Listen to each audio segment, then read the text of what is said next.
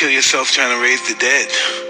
That's what I always learned. That I made a lot of mistakes, and I'm gonna make this bad person a good person. That's my belief. Raise the dead? Do you mean like being stuck in the past? No, not in the past. Help somebody that don't want to help themselves. They're already dead, so they want to bring you with them. And you assist them by trying to help, trying to pull them up. Don't kill yourself trying to raise the dead.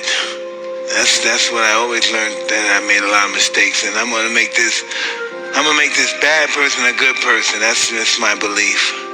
Raise the dead? Do you mean like being stuck in the past? No, not in the past.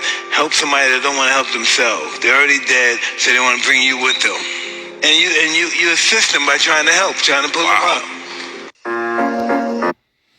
Barakatah Yahweh, Barakatah Yahweh Shai, Barakatah Yahweh, Bahashem Yahweh Shai, Bahashem Rakakwadash. Double honors to the apostles and elders of Green Millstone. Peace and salutation of the Akim, pushing out the word in truth and sincerity of the whole four-leg around the globe. I just wanted to share that quick clip, right, of the brother Mike Tyson that's done a lot of growth, spiritual growth. I hope that, he finds true peace and the real knowledge, wisdom, and understanding of the scriptures, because it'll help him a lot. I know he's always been on that Allah Muslim shit, but hopefully, if it's the Lord's will, he'll come to the fold, all right? Because you could tell the brother's sincere about many things, and like a lot of Israelites, they quote the scriptures without even studying the scriptures. So this clip made me think about a few precepts. So I was going to hit the precepts, and hopefully it's edifying to the flock. All right. The scriptures speak about that. He roughly paraphrased what the Lord himself said about let the dead bury the dead. Some people are dead. They're dead mentally, spiritually. And there's nothing wrong with being ignorant, which ignorant means to not know. What is wrong is when you're willfully ignorant, when you have a chance to learn, when you have a chance to hear, when you've been told something, when you could read, when you could study, when you could seek out, and you remain willfully ignorant. That's when it's a problem. That's when it's a deadly sin. So, especially now in the last days that we're trying to get our own house in order, that the earth is being judged, that the Lord is about to visit the earth which he made. Okay, heavy judgment, heavy demonic activity. Now is more important than ever to concentrate, to put your focus on being single, having your eye single, as the scriptures say. And that means focused, okay? Yes, get your daily bread. Yes, with a fair balance, tend to family, fortune in the sense of you get your daily bread, work, friends, okay, the brotherhood, the work. It's a balance, and every man has their own balance, okay? But one major thing that will throw off your balance is trying to carry dead weight. If somebody is not good for you, if they're demonic, if they're not trying to be on the path of trying to get their house in order and get right, cast that man off, okay? And the scriptures back that. Revelation 22:11 says, he that is unjust, let him be unjust still. And he which is filthy, let him be filthy still. And he that is righteous, let him be righteous still. And he that is holy, let him be holy still. So let a person be who they are. One great quote that I heard not too long ago is not trying to get an apple out of a pear, roughly paraphrasing. All right. Don't try to make a pear an apple. A pear is always going to be a pear. An apple is always going to be an apple. A lot of times people want to change people, okay, to be something that they're not. You may see the potential in them, but if they don't see it in themselves, okay, that's not on you. The scriptures say that the kingdom of heaven starts within you. It talks about digesting this word. If a person can't even digest this word, that's a sign that maybe they can't change, okay? Because the scriptures say that the Lord cannot dwell with a malicious soul. All right. Knowledge, wisdom, understanding will not dwell in a malicious soul. So if that person can't get it, can't receive it. All right. He that is unjust, let him be unjust still. He which is filthy, let him be filthy still. If they don't want to get cleaned up, you did your job. Okay. You admonished them. You gave them the fair warning. You gave them the holy word, because you don't want to speak out of your own words. Speak out of the holy word. All right. In context, then that's the word of the Lord going out. All right. It's going to divide bone and marrow, as it says in the scriptures. That means it's going to hit deep. It's going to cut their soul. And it's either that person is either going to hear or forbear. They're either going to take heed to your wise counsel, or they're going to forbear it. And that's not our department after. Okay. After you've done your part, that person changing, that person receiving faith, the gift of faith, as it is written in Ephesians, it comes from the Heavenly Father himself. That's not on you to give faith. You're not the faith giver. Okay. Next precept, 2 Corinthians 6:14. It says, be ye not unequally yoked together with unbelievers, bonded, tied together. All right. A yoke of iron is a slavery instrument, all right, that we were held to be put together and moved around as cattle. Okay, so how do you look being yoked and bonded to an unbeliever?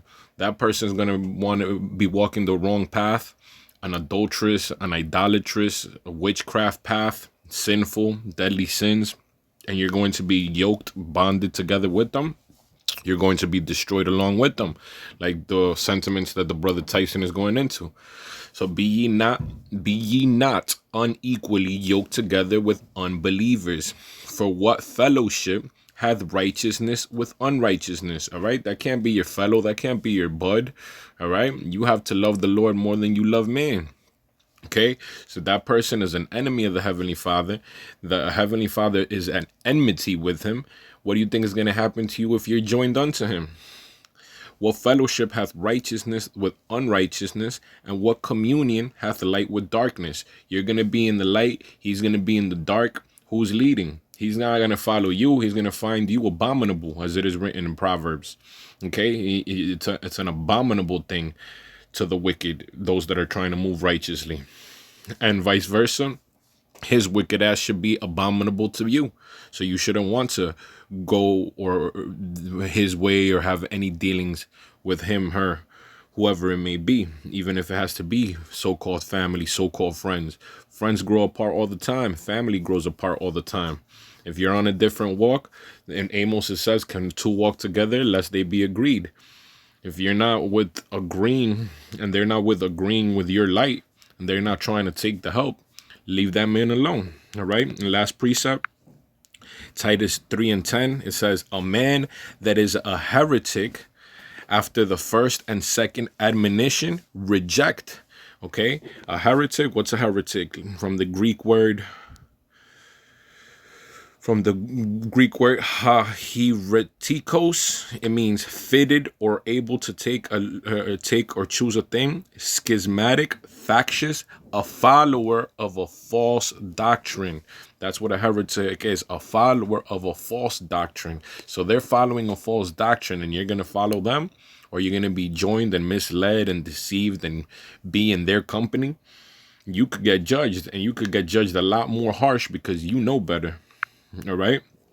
A man that is a heretic, a follower of a false doctrine, after the first and second admonition, reject. And what's admonition mean? From the Greek word nouthesia, admonition, exhortation. All right. Calling attention to, rebuke, or warning. After you warned them, you gave them that warning that don't follow another God. Don't be sleeping with another man's wife. All right. Don't be a drunkard. Don't be a whore. Don't be an idolater. Don't have no other false gods. All right. After you gave them fair warning, first and second time, all right, you gave him even 2 chances, all right, and he still wants to be a follower of a false doctrine, then let him be filthy still. Let him be unjust. Let him be in darkness.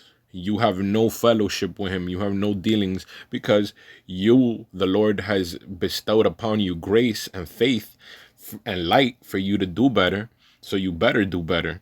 And if you don't, the judgment is that much more severe for you. Okay. And I'll get one last precept just to make the point on that. Beating many stripes, because the Lord gave you know-how, the Most High gave you admonition, and you were able to receive it. Okay, Luke 12:47, it says, and that servant which knew his Lord's will, all right? This is why it comes with responsibility to know. And that servant which knew his Lord's will and prepared not himself, neither did according to his will, shall be beaten with many stripes. All right. So you're going to be beaten with many stripes because you were supposed to know better. That ignorant, willfully ignorant man or woman is meant for darkness. They have no interest in trying to get right and trying to do better. Okay. But you know, and you've been admonished, and the Lord resonated this message with your spirit. So you are obeying man, trying to be a man pleaser, going the way of darkness, all right? As opposed to staying in the light and that bestowed grace, okay? So you're going to be beaten with many stripes for that reason. So stay away from the wicked. You have no communion with them. You have no fellowship with them, all right? Stay in the light, be with like-minded brothers, and push forward, all right? So with that, I pray brothers and a few sisters was edified. Till next time, shalom. All honor, love, glory, and praise to Yahweh, Bahashem, Yahweh Shai, Bahashem, Rakakwadash. Shalom.